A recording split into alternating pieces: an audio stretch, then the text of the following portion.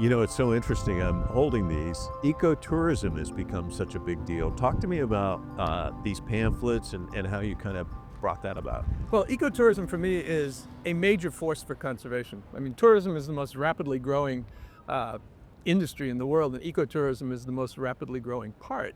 And what's great about it is that it really demonstrates to local communities, indigenous people, whoever, that conservation pays.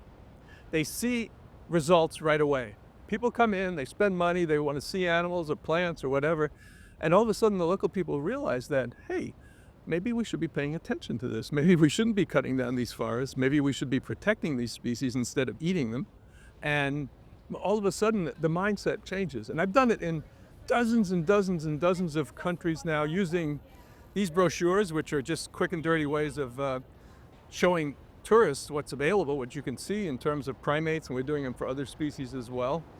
And also producing t-shirts and posters and pins and anything that demonstrates to local people in these communities that what they have is special. So many times I've had people say, don't you have lemurs or don't you have monkeys in the US? I said, no, we don't have any. We haven't had non-human primates in the US for about 60 million years. And then they go, oh, wow, so what we have is really special, right? And this idea of doing primate watching really grew out of the bird watching community, which my son is a member of. And I've seen the incredible power of the bird watching community. They're so far advanced beyond anybody else, but they are extremely effective in developing a global community. And I thought, okay, there's 11,000 bird species. Birds are everywhere. Primates are never going to be able to reach that level because there's only about 700 and they're mostly in tropical rainforests.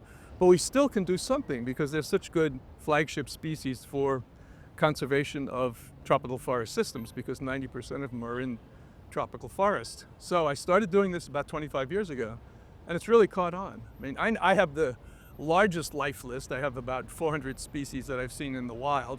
So I kind of throw that out there and we compete with other primate watchers. We produce these materials, and it's been pretty effective. And now we're trying to do it for other groups of animals as well.